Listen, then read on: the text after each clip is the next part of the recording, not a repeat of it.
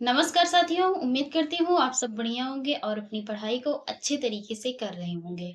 तो इसके पहले जो भी चैप्टर्स हुए हैं, उम्मीद करती हूँ आप लोगों ने उसे अच्छे तरीके से रिवीजन किया होगा। आज जो हमारा होगा अव्यय और उसके भेद, ठीक है? तो चलिए अव्यय को देखते हैं पहले। अव्यय कहते किसे हैं? तो देखते हैं।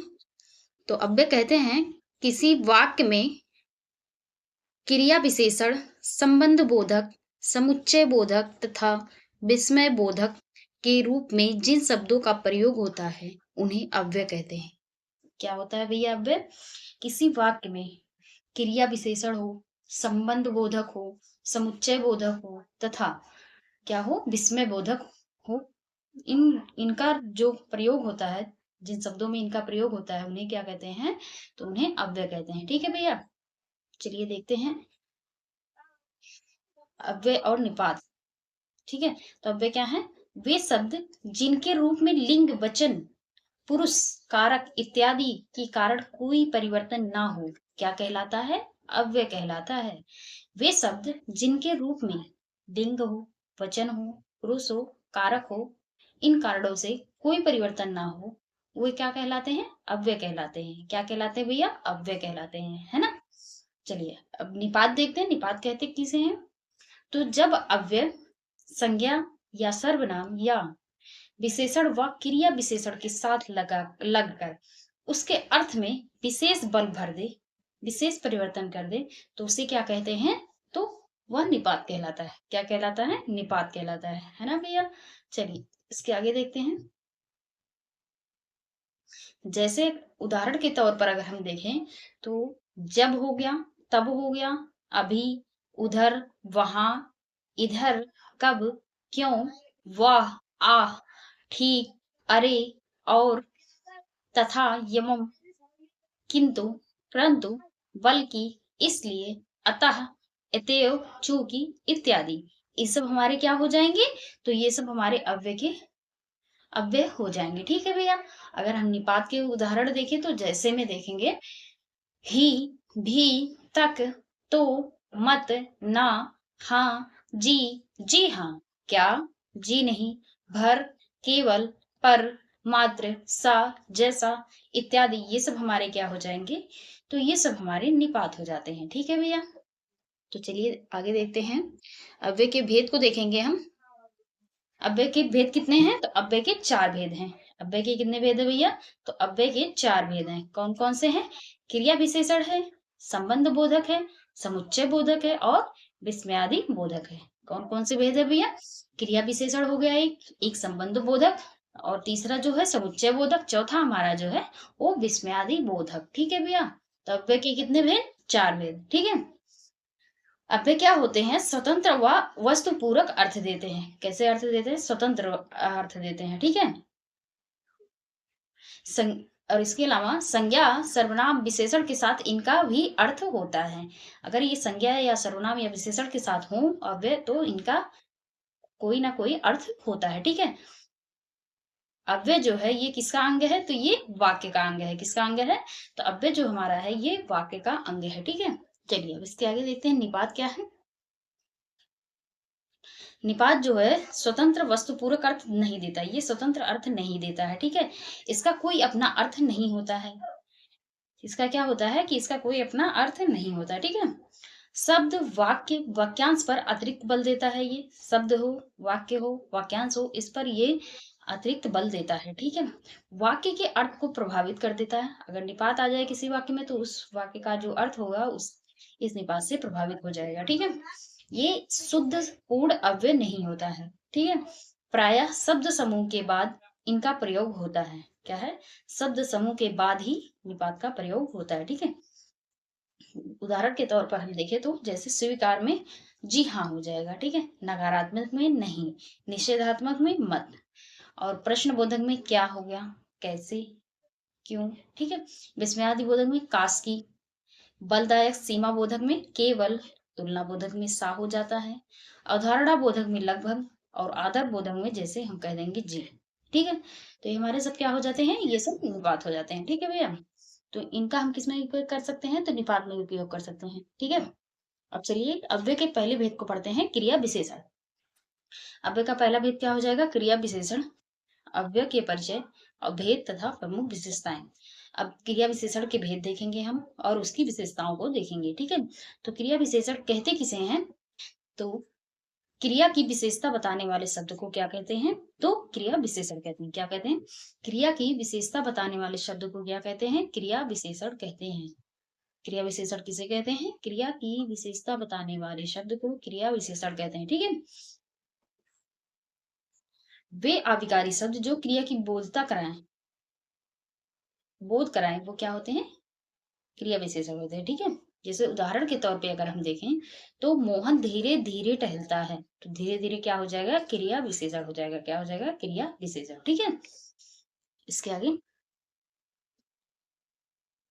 क्रिया विशेषण के प्रकार या भेद को देखें तो प्रयोग के अनुसार पर होता है, दूसरा होता है रूप के अनुसार पर और तीसरा होता है अर्थ के आधार पर, ठीक है। तो पहले हम किसको देखेंगे? तो पहले हम प्रयोग के अनुसार क्रिया विशेषण के प्रकार को देखेंगे। प्रयोग के अनुसार कितने प्रकार होते हैं? तो साधारण क्रिया विशेषण, संयोजक क्रिया विशेषण, अनुबद्ध क्रिया विशेषण, ठीक है। तो 3 होते हैं। कितने होते हैं? 3 होते हैं।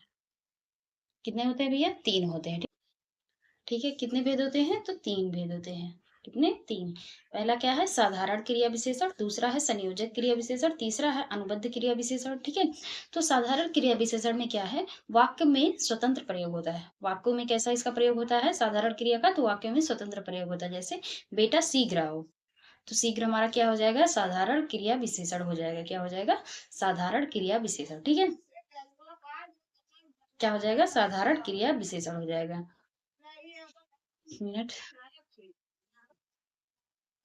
अब ठीक है। संयोजक क्रिया विशेषण में क्या है कि उपवाक्य से संबंधित होगा, वो उपवाक्य से संबंधित होगा। जैसे एक उदाहरण के तौर पर देखें तो जहां ना पहुंचे रवि वहां पहुंचे कवि। क्या है? जहां ना पहुंचे रवि वहां पहुंचे कवि, ठीक है। तो इसमें क्या हो जाएगा? संयोजक क्रिया विशेषण। अनुबद्ध क्रिया विशेषण क्या होता है? अवधारणा निश्चय हेतु, मतलब उदाहरण के तौर पर देखें तो यह तो बड़ी विचित्र बात है। क्या है? बड़ी विचित्र बात है, ठीक है। तो इसमें क्या हो जाएगा? अनुबद्ध क्रिया विशेषण। अब हम देखेंगे दूसरा प्रकार, रूप के अनुसार क्रिया विशेषण। रूप के अनुसार क्रिया विशेषण को देखेंगे तो इसके भी कितने भेद होते हैं? 3 भेद होते हैं, ठीक है। पहला क्या है? मूल क्रिया विशेषण। मूल क्रिया विशेषण में क्या है? ठीक, अचानक, दूर, फिर, नहीं, ये सब क्या हो जाएंगे? तो मूल क्रिया विशेषण हो जाएंगे, ठीक है। इसके अलावा कारण स्थानीय क्रिया विशेषण, ये क्या होते हैं? तो जैसे अगर देखें तो जाओ नहीं तो सिर चाटोगे, तो सिर क्या हो जाएगा यहाँ पे? तो ये कारण या स्थानीय क्रिया विशेषण, ठीक है। यौगिक क्रिया विशेषण। यौगिक क्रिया विशेषण क्या है? प्रतिदिन, इधर, यथाक्रम, जहां तहां, हर एक, बाहर भीतर, घर बाहर, ये सब हमारे क्या हो जाएंगे? तो यौगिक क्रिया विशेषण हो जाते हैं, ठीक है। चलिए इसके आगे देखते हैं। इसके आगे हमारा तीसरा प्रकार है क्रिया विशेषण का, रीति क्रिया विशेषण अव्यय। तीसरा प्रकार क्या है? तो रीति क्रिया विशेषण अव्यय, ठीक है। तो इस रीति क्रिया विशेषण अव्यय किसे कहते हैं? जो क्रिया विशेषण शब्द क्रिया के घटित होने के तरीके या रीति के संबंधित विशेषता का ज्ञान कराते हो, तो वो क्या कहलाते हैं? रीति क्रिया विशेषण अव्यय कहलाते हैं, ठीक है। जैसे मैं अगर इसके प्रकार को देखें तो स्वीकृत कार्यता के आधार पर, स्वकार्यता के आधार पर, जैसे जी, हाँ, ठीक, ये सब क्या हो जाएंगे? तो स्वीकार किया जा रहा है, ठीक है। तो एक प्रकार से ये क्या हो जाएगा? स्वीकार्यता के आधार पर, ठीक है। अब कारण के आधार पर, इसलिए, क्यों, क्यों मतलब कोई रीजन, रीजन पूछा जा रहा है कि क्यों, ऐसा क्यों कर रहे हो, तो ये सब क्या हो जाएंगे? कारण के आधार पर हो जाएंगे, ठीक है। निषेध के आधार पर, नहीं, मत, ना, ये सब क्या हो जाएंगे? ये कार्य ना करो, मोहन घर ना जाओ, ठीक है, घर मत जाओ, तो ये सब क्या हो जाएंगे? तो ये निषेध के आधार पर रीतिवाचक क्रिया विशेषण हो जाते हैं। अवधारणा के आधार पर तो हो गया, नहीं हो गया, भी हो गया, भर हो गया, तक हो गया, ये सब हमारे क्या हो जाएंगे? तो अवधारणा के आधार पर हो जाएंगे, ठीक है। अब क्या है? प्रकार के आधार पर क्रिया विशेषण। तो ऐसे, वैसे, कैसे, मानो, इत्यादि, ये सब हमारे क्या हो जाएंगे? तो ये रीतिवाचक क्रिया विशेषण हो जाएंगे, ठीक है।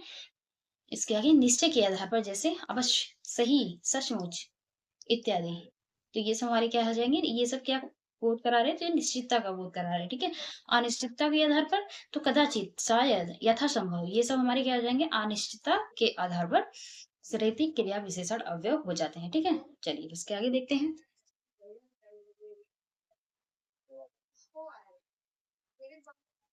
अब हमारा क्या है, यौगिक क्रिया विशेषण अव्यय। क्या है, यौगिक क्रिया विशेषण अव्यय है, ठीक है। तो ये जो होते हैं, ये संज्ञाओं के द्विरुक्ति से बनते हैं, द्विरुक्ति से बनते हैं, जैसे बीचों बीच, हाथों हाथ, ये सब दो, ये इसी को कहा जाता है द्विरुक्ति, ठीक है। द्विरुक्ति संज्ञा कहा जाता है, ठीक है। तो ये क्या हो जाएंगे, द्विरुक्ति संज्ञा। इसके अलावा ये भिन्न संख्याओं से बनते हैं, ये दो भिन्न संख्याओं से भी बनते हैं, जैसे दिन रात, साँझ सवेरा। तो क्या है, बनेंगे द्विरुक्ति, लेकिन भिन्न भिन्न संज्ञाओं से। यहाँ क्या था, सेम संज्ञाओं से बन रहा था, यहाँ क्या है, भिन्न संज्ञाओं से, ठीक है। एक क्रिया विशेषणों की द्विरुक्ति से बनते हैं। तो क्रिया विशेषण क्या है, धीरे धीरे, कब कब, ठीक है।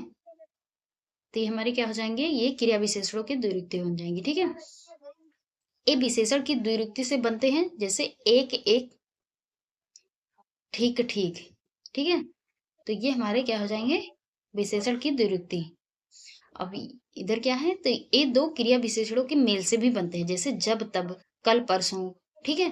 तो ये दो क्रिया विशेषण है, एक तो ये है, एक तो ये है, जब है और तब, ये दो क्या है, क्रिया विशेषण है। तो ये अलग अलग क्रिया विशेषणों से भी मिलकर बनते हैं, ठीक है। इधर क्या है, ये अनुकरण वाचक शब्दों की द्विरुक्ति से भी बनते हैं, जैसे सटासट, धड़ाधड़, ठीक है। तो ये क्या हो जाएंगे, अनुकरण वाचक शब्दों की द्विरुक्ति। इसके अलावा जो है, ये दो भिन्न या समान क्रिया विशेषणों के बीच ना लगने से बनते हैं, जैसे कभी ना कभी, कुछ ना कुछ, तो इनके बीच क्या लग गया, ना। दो क्रिया विशेषणों के बीच क्या है, ना लग कर भी ये बनता है यौगिक क्रिया विशेषण, ठीक है। इस संज्ञा और विशेषण के योग से भी बनता है, जैसे ये संज्ञा हो गया, ये विशेषण हो गया, ठीक है। तो एक बार, क्या है, एक बार, एक साथ, ठीक है। तो ये संज्ञा और विशेषण के योग से भी बनता है। ये अव्यय और दूसरे शब्दों के मेल से भी बनता है, जैसे प्रतिदिन, आ जन्म, ठीक है। ए पूर्वकालिक कृदंत और विशेषण के मेल से भी बनते हैं, जैसे विशेष कर, एका एक कर, मुख्य कर, बहुत कर। तो ये सब क्या हो जाएंगे, पूर्वकालिक कृदंत क्रिया विशेषण, ठीक है। चलिए अब इसके आगे देखते हैं, अर्थ के आधार पर क्या देखेंगे, अब हम अर्थ के आधार पर देखेंगे। तो स्थानवाचक क्रिया विशेषण, तो ये क्या होते हैं, स्थानवाचक क्रिया विशेषण, ये स्थान और दिशा की सूचना देते हैं। क्या करते हैं, स्थान और दिशा की सूचना देते हैं, ठीक है। तो ये क्या है, यहाँ, वहां, ऊपर नीचे इत्यादि। तो ये हमें क्या बता रहे हैं, तो ये स्थान को इंगित कर रहे हैं, ठीक है। इसके आगे है रीतिवाचक क्रिया विशेषण, ये निश्चय, अनिश्चय, करण, निषेध आदि का बोध कराते हैं, जैसे ऐसे, वैसे, अवश्य, कदाचित इत्यादि। ये सब क्या हो जाएंगे, तो रीतिवाचक क्रिया विशेषण हो जाएंगे। ये निश्चितता, अनिश्चितता का या कारण का या निषेध का बोध कराते हैं, ठीक है। इधर क्या है कि काल क्रिया विशेषण, ये काल और समय की सूचना देते हैं, जैसे आज, अब, कब, अभी इत्यादि। ये सब क्या हो जाएंगे, तो ये समय को बता रहे हैं, ठीक है। क्या कर रहे हैं, तो ये समय को बता रहे हैं, ठीक। इसके आगे, इसके आगे हो जाएगा हमारा परिणाम क्रिया विशेषण, परिणामवाचक क्रिया विशेषण। तो ये क्या करते हैं, ये परिणाम का बोध कराते हैं, किसका, ये परिणाम का बोध कराते हैं। इसके भेद को देखेंगे तो इसके भेद कितने होते हैं, तो 5 भेद होते हैं। कितने भेद, तो 5 भेद होते हैं। पहला कौन सा है, न्यूनता बोधक, दूसरा अधिकता बोधक, तीसरा है पर्याप्त बोधक, और चौथा है तुलना बोधक, और पांचवा जो हमारा श्रेणी बोधक या श्रेणी बोधक, ठीक है। तो न्यूनता बोधक में जैसे कुछ हो गया, लगभग हो गया, थोड़ा हो गया, जरा हो गया, तो ये सब क्या हो जाएंगे, न्यूनता यानी थोड़े को दर्शा रहे हैं, ठीक है। अधिकता बोधक अधिक, खूब, मतलब ये ज्यादा को दर्शा रहे हैं, ठीक है। पर्याप्तता बोधक, पर्याप्त बोधक, जैसे बस, केवल, काफी है इतना, ये सब क्या हो जाएंगे, तो ये सब हमारे पर्याप्त बोधक कहलाएंगे, ठीक है। तुलना बोधक, आदि, सॉरी, अधिक, कम, इतना, उतना, जितना इत्यादि, ये सब हमारे क्या हो जाएंगे, तो ये तुलना बोधक हो जाएंगे, ठीक है। इसके अलावा बारी बारी से, एक एक कर, तो ये क्या हो जाएंगे, श्रेणी, बारी बारी यानी क्रम वाइज को दर्शा रहे हैं, ठीक है। इसके आगे अब हम देखेंगे अभिकारी होते हुए भी कुछ क्रिया, सॉरी, 1 मिनट। हाँ, इसमें क्या है कि क्रिया विशेषण अव्यय के अपवाद को अब देखेंगे। किसके अपवाद को? अपवाद क्या है कि अभिकारी होते हुए भी कुछ क्रिया विशेषण अव्यय के शब्दों में लिंग वचन और तथा कारक के अनुसार विकार, यानी विकार मतलब बदलाव, बदलाव हो जाते हैं, ठीक है? तो उनको देखेंगे जो अपवाद के रूप में है। जैसे यह सेब अच्छा पका है, तो अच्छा क्या हो जाएगा? अच्छा क्या हो जाएगा? क्रिया विशेषण अव्यय, ठीक है? सूर्य कैसे चमकता है, तो कैसे क्या हो जाएगा? क्रिया विशेषण। यह सेब अच्छे हैं, पके हैं, तो अच्छे भी क्या हो जाएंगे? क्रिया विशेषण। चांदनी कैसी लगती है, चांदनी कैसी लगती है, ठीक, कैसी क्या हो जाएगा? क्रिया विशेषण हो जाएगा, ठीक है? चलिए इसके आगे देखते हैं। परीक्षा उपयोगी दृष्टि से कुछ महत्वपूर्ण कथनों को देखते हैं। तो अब का उपयोग कैसे करेंगे? जब वर्तमान का अनिश्चय हो। क्या? जब वर्तमान का अनिश्चय हो तब हम वहाँ क्या करते हैं? तो वहाँ हम अब का प्रयोग करते हैं। जैसे अब आप सो सकते हैं, क्या है? अब आप सो सकते हैं, ठीक है? तब का प्रयोग कब करते हैं? जब बीते हुए समय का बोध हो। क्या हो? जब बीते हुए समय का बोध हो तो वहाँ तब का प्रयोग करते हैं। जैसे तब बात कुछ और थी। क्या थी? तब बात कुछ और थी, ठीक है? और कहाँ का प्रयोग कैसे करते हैं? तो जब निश्चित स्थान का बोध हो, क्या कहलाता है? वहाँ कहाँ का प्रयोग करते हैं। तो जैसे मोहन कहाँ गया था? क्या? मोहन कहाँ गया था, ठीक है? ही का प्रयोग कैसे करते हैं? एकमात्र के संदर्भ में। क्या? एकमात्र के संदर्भ में। यह कार्य मोहन ही कर सकता है। क्या है? यह कार्य मोहन ही कर सकता है। तो यहाँ ही का प्रयोग किया गया है, ठीक है?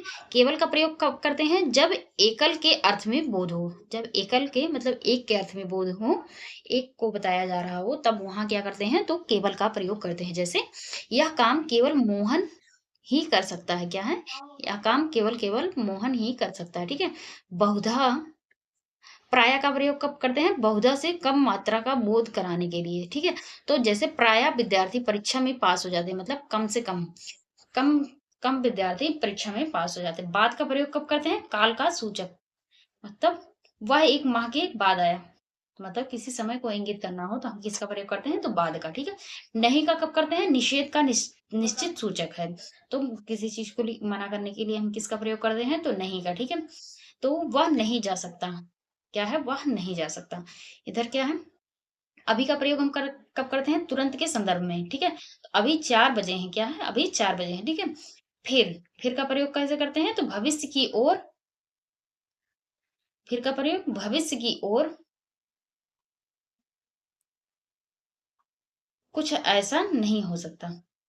1 मिनट, 10 चल के अब चल रहा है। भविष्य की ओर इंगित करने पर, ठीक है? क्या हो जाएगा? फिर ऐसा नहीं होगा। क्या होगा? फिर ऐसा नहीं होगा, ठीक है? कहीं का प्रयोग कैसे होता है? तो अनिश्चित स्थान का बोध करने में, अनिश्चितता के स्थान का जब बोध करना हो तो वहां कहीं का प्रयोग करते हैं। जैसे यह नगर उससे कहीं अच्छा है, ठीक है? भी का प्रयोग कब करते हैं? अतिरिक्त बल देने के लिए। जैसे इस पुस्तक को तुम भी पढ़ सकते हो। इस पुस्तक को मतलब जैसे कोई और भी पढ़ सकता है और तुम भी पढ़ सकते हो, ठीक है? तो वहां भी का प्रयोग किया जाता है। मात्र का प्रयोग कब किया जाता है? संपूर्णता का अर्थ बोध कराने के लिए। जैसे मुझे 20 रुपए मात्र मिले, मतलब इससे ज्यादा मुझे नहीं मिला, बस मुझे 20 ही रुपए मिले, तो वहां मात्र का प्रयोग करते हैं, ठीक है? जैसे बहुधा, बहुधा का प्रयोग प्राय से अधिक मात्रा में प्रयोग करने में होता है। जैसे छोटे बच्चे बहुधा हठी होते हैं, मतलब जो छोटे बच्चे होते हैं ज्यादा से ज्यादा क्या होते हैं? तो हठी होते हैं, ठीक है? पीछे, पीछे का प्रयोग कहाँ करते हैं? जब यह समय का सूचक होता है, ठीक है? मोहन पढ़ने में मुझसे पीछे है। क्या है? मोहन पढ़ने में मुझसे पीछे है। तो वहां क्या होगा? बहुधा का प्रयोग होगा। ना का प्रयोग कहाँ होता है? ना का प्रयोग साधारण, साधारण निषेध प्रयुक्त करने के लिए, ठीक है? तो जैसे जाओ ना, बैठ क्यों गए? जाओ ना, बैठ क्यों गए? तो वहां क्या होगा? निषेधात्मक वाक्य के लिए प्रयुक्त होगा, ठीक है? मत का प्रयोग निषेधात्मक आज्ञा हेतु प्रयुक्त होगा। जैसे अंदर मत आओ, जब कोई हमें कोई आज्ञा देनी होती है कि ये मत खाओ, ये मत करो, तो वहां क्या होगा? वहां निषेधात्मक के तौर पर मत का प्रयोग करेंगे। ठीक है, तो ये हमारे क्या थे?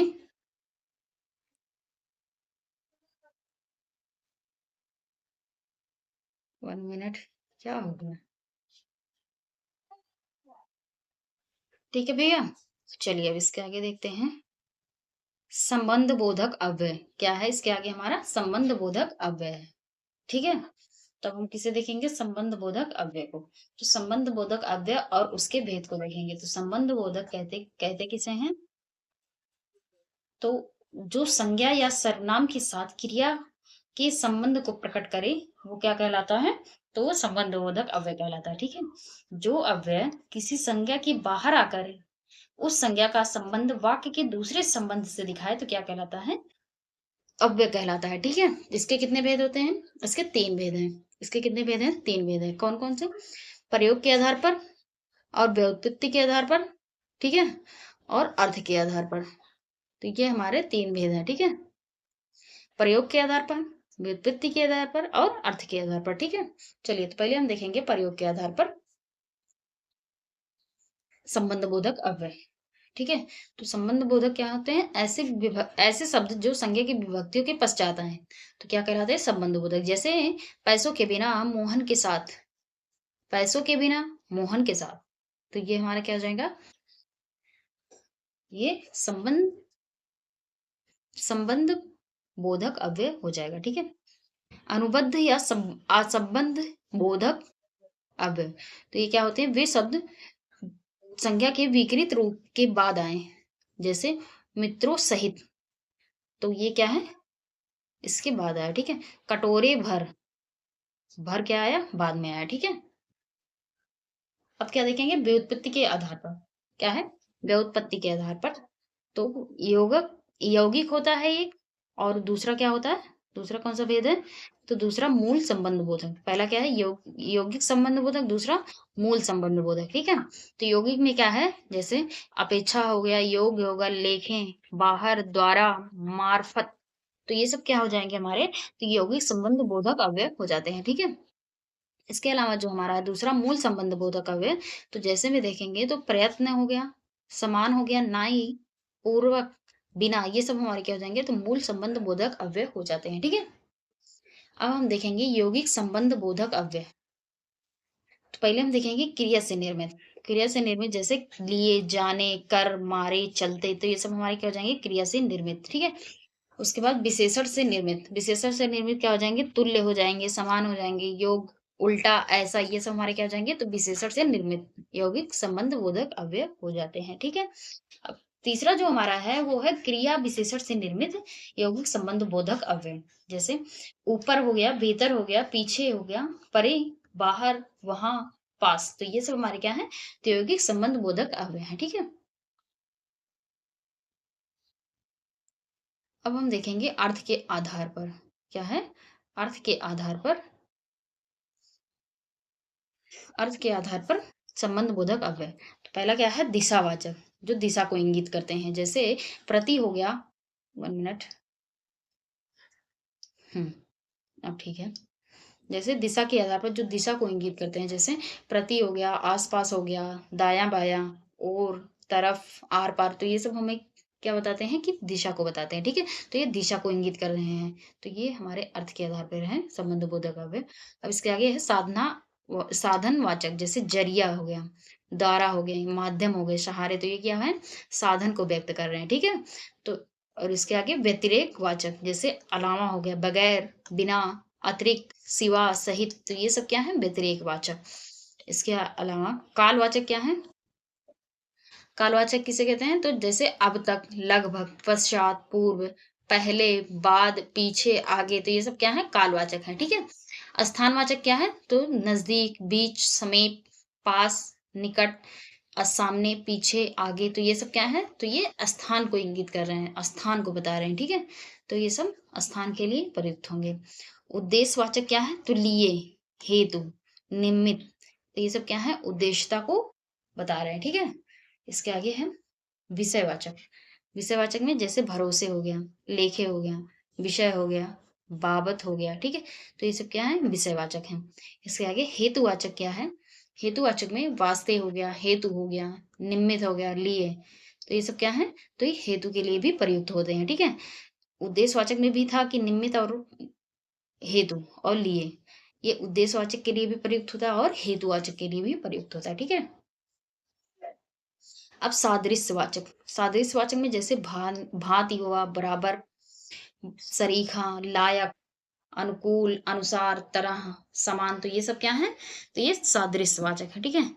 विनियम वाचक, तो ये स्थान पर, पलटे, जगह पर, जगह, एवज, बदले, तो ये सब क्या है, विनिमय वाचक, ठीक है। और इसके आगे क्या है, संग्रहवाचक, जैसे भर हो गया, मात्र हो गया, अंतर्गत, तक, पर्यंत, लगभग, तो ये सब क्या है, संग्रह, किसी चीज को इकट्ठा कर रहे हैं, ठीक है। इसके आगे है कारणवाचक, कारणवाचक में जैसे कारण हो गया, परेशानी से, मारे, तो ये सब क्या है, तो ये कारण को बता रहे हैं, ठीक है।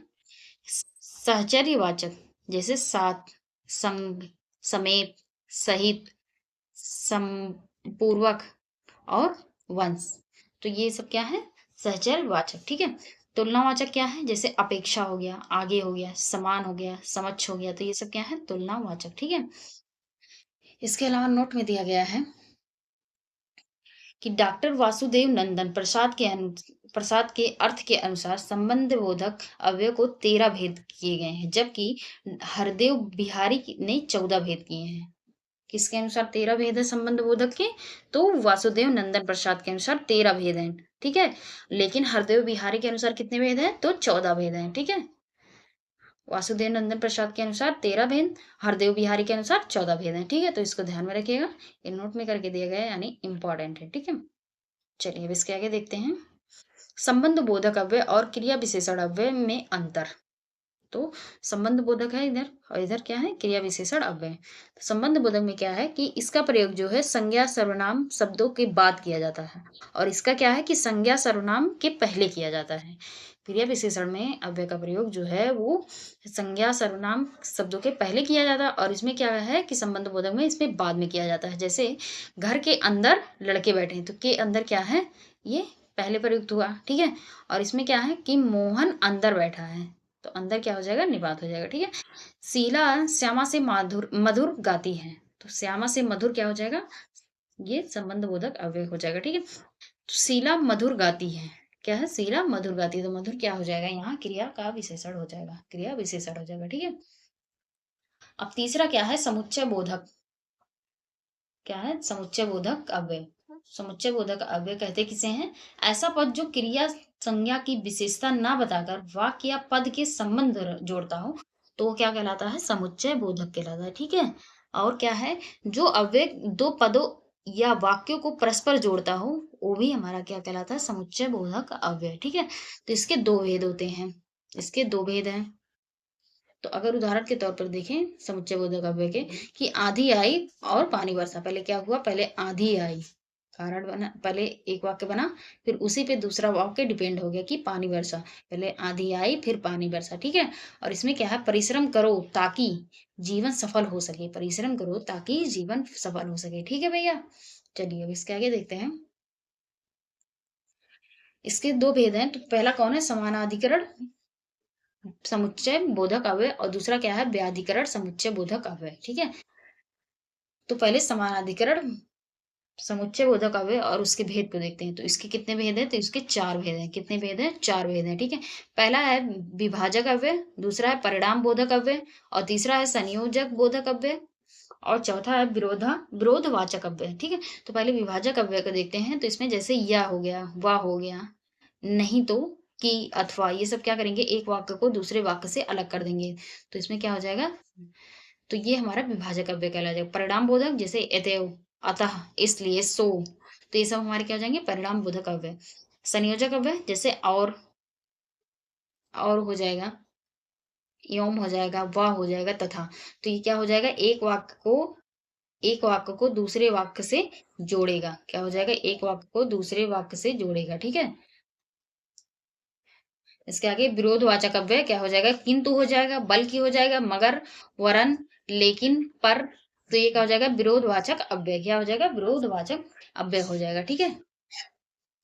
इसके आगे क्या है, जो अव्यय मुख्य वाक्य से एक या अनेक आश्रित वाक्यों को जोड़ता हो तो वो क्या कहलाता है? व्याधिकरण समुच्चय बोधक अव्यय। क्या कहलाता है? व्याधिकरण समुच्चय बोधक अव्यय। स्वरूपवाचक अव्यय। स्वरूपवाचक अव्यय क्या है? अर्थात, यानी कि, मानो, जो, कि, ये सब क्या हो जाएंगे? तो ये स्वरूपवाचक अव्यय हो जाएंगे। ठीक है।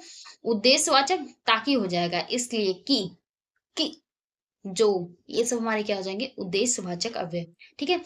कारणवाचक अव्यय क्या हो जाएंगे? क्योंकि, इसलिए, जो कि, तो ये सब क्या हो जाएंगे? कारण को बता रहे हैं। ठीक है। तो ये कारणवाचक अव्यय हो जाते हैं। संकेतवाचक जैसे चाहे, तो, तथापि, यद्यपि, परंतु, यदि, तो, किंतु, ये सब क्या कर रहे हैं? संकेत को इंगित कर रहे हैं। ठीक है। संकेत को बता रहे हैं, संकेत कर रहे हैं। तो ये हमारे क्या हो जाएंगे? संकेत वाचक अव्यय। अब हमारा चौथा क्या है? विस्मयादि बोधक अव्यय। विस्मयादि बोधक अव्यय। ठीक है।